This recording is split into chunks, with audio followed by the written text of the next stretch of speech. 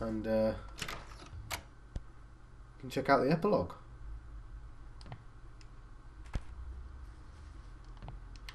Now, try and get that key, shall we?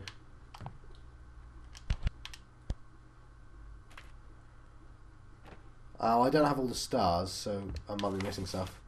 The boy called for the girl to follow him, and he took her hand. He would protect her.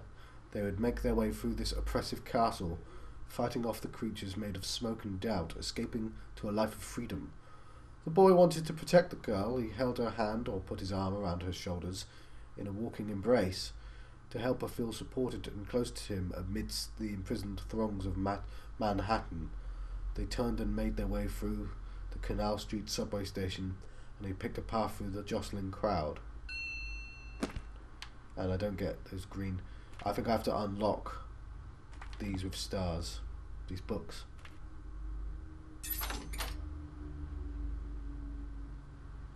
Should have done the epilogue on a separate episode. I still can. I can split it up. Water-starved monkeys. He worked his ruler and his compass. He inferred, he deduced, he scrutinized the fall of an apple, the twisting of metal orbs hanging from a thread. He was searching for the princess, and he would not stop until he found her, for he was hungry. He cut rats into pieces and examined their brains, and planted tungsten posts into the skulls of water-starved monkeys. It's a little more ominous when you read the rest of it.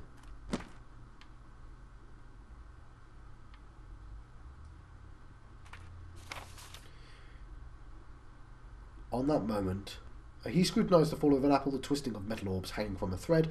Through these clues he would find the princess, see her face. After an especially fervent night of tinkering, he knelt behind a bunker in the desert. He held a piece of the welder's glass up to his eyes and waited. On that moment hung eternity. Time stood still. Space contracted to a pinpoint. It was as though the earth had opened and the sky split. One felt as though he'd been privileged to witness the birth of a world. There's one there. Someone near him said, "It worked." Someone else said, "Now we are all sons of bitches." Which is a reference to the Manhattan Project, I believe.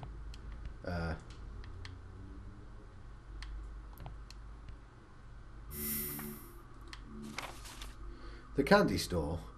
Everything he wanted was on the opposite side of that pane of glass.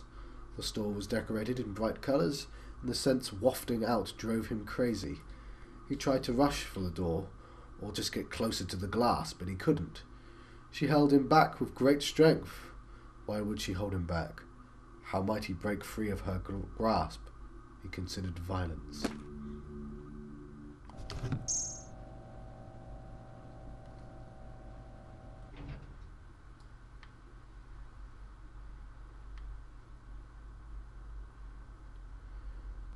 There we go.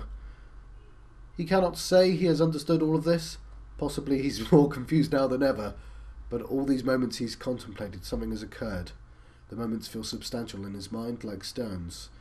Kneeling, reaching down towards the closest one, running his hand across it, he finds it smooth, slightly cold.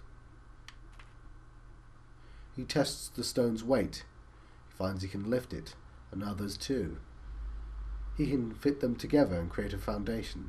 An embankment, a castle.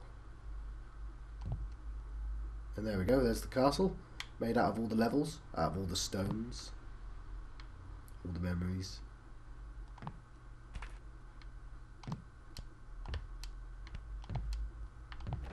I'm not going out yet, I'm going to the top of the castle. And I go, woo-hoo-hoo-hoo-hoo! Go for the door. Braid. And we can sort of see in the background the city's burning. We are missing quite a lot of stars. I actually have no idea where the rest of the stars are.